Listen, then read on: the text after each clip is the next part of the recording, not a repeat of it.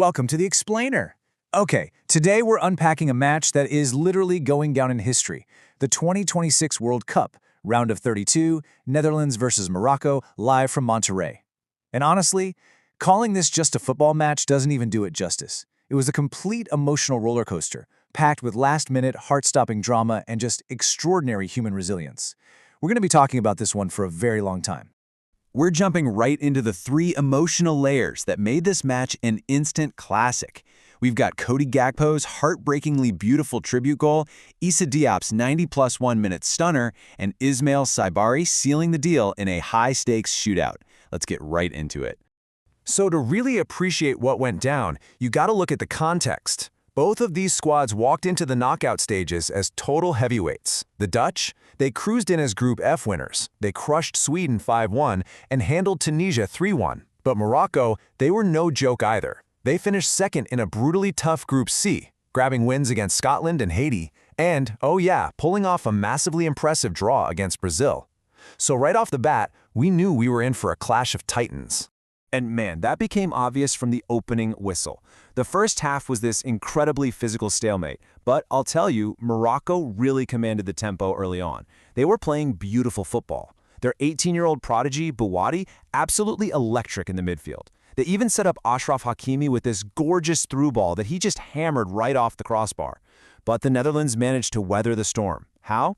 Two words: Bart Verbruggen. The Dutch keeper pulled off two completely absurd, point-blank saves in the span of just 3 minutes. He single-handedly kept it at 0-0 going into the half. Okay, so coming out of halftime, Morocco still kind of looked like they were in the driver's seat.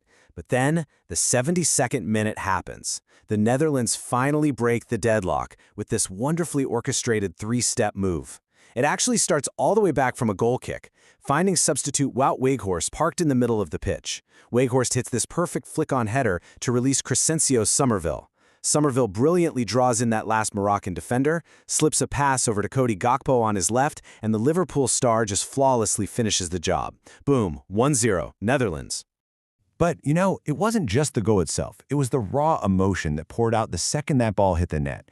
It was a stark reminder of the humanity behind the sport. Just days before this match, the 27-year-old Gakpo and his partner Noah announced the tragic loss of their unborn son. So when Gakpo scored, you literally saw the entire Dutch bench sprint onto the pitch to wrap their arms around him.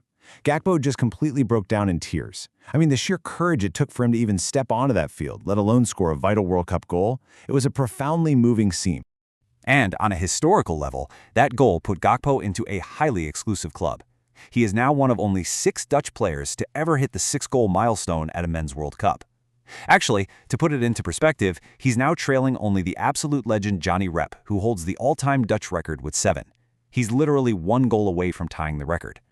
So after Gakpo's goal, the Netherlands, led by their captain Virgil van Dijk, they looked like they were totally cruising to the round of 16. But buckle up, because the climax of this game turned the whole tournament on its head. We go from that 72nd minute strike to an absolute jaw-dropper of an equalizer at 90+1, and then straight into extra time where Verbruggen has to make a miraculous, career-defining save against Soufiane Rahimi in the 96th minute just to keep the Dutch breathing. Let's actually rewind a second and zoom in on that 90+1 equalizer, because wow.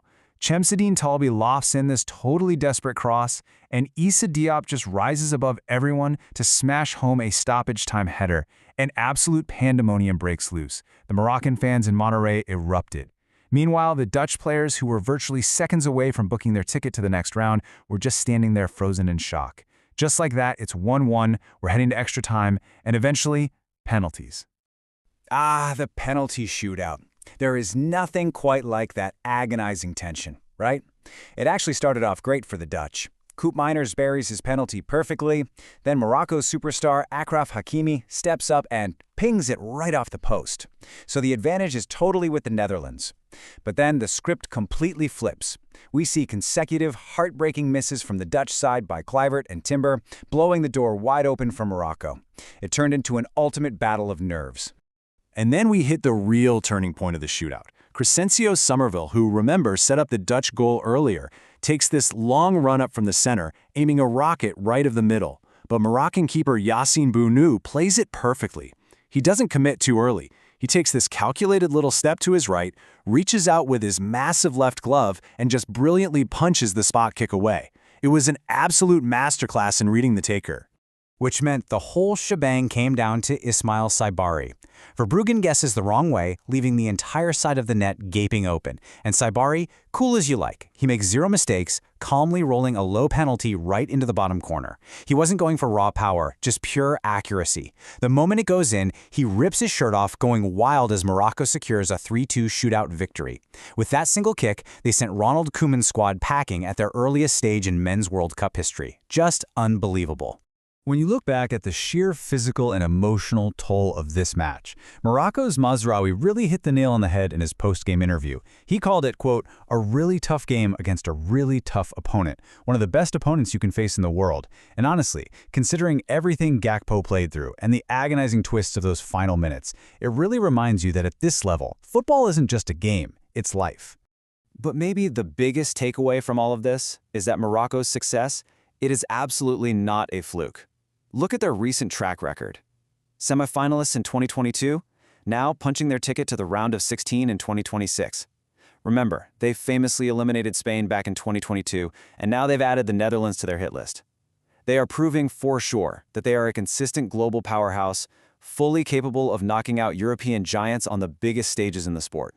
And we have got to talk about the guy who hit that winning penalty, Ismael Saibari. He has unquestionably cemented himself as this tournament's true breakout star.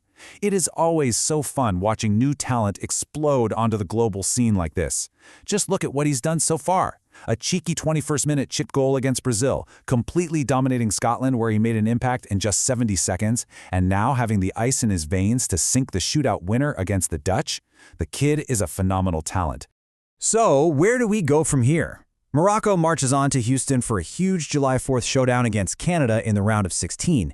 And guys, this sets up an absolutely must-watch midfield battle.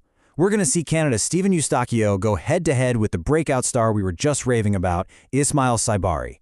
If this Monterrey match is any indicator of what's to come, that upcoming game is going to be absolutely electric. But as we wrap up this explainer, I've got to leave you with a massive, burning debate that is currently tearing through the Netherlands. Pundits, including folks like Craig Burley, are asking a really tough question about leadership right now. With the shootout on the line, Dutch captain Virgil van Dijk did not step up to take a penalty. So, we want to know, did the legendary defender fail his team by not putting himself on the spot in the most crucial moment of modern Dutch World Cup history? It's a heavy question, and the debate definitely won't end anytime soon. Thanks for hanging out with us as we broke down this incredible match, and enjoy the rest of the 2026 World Cup.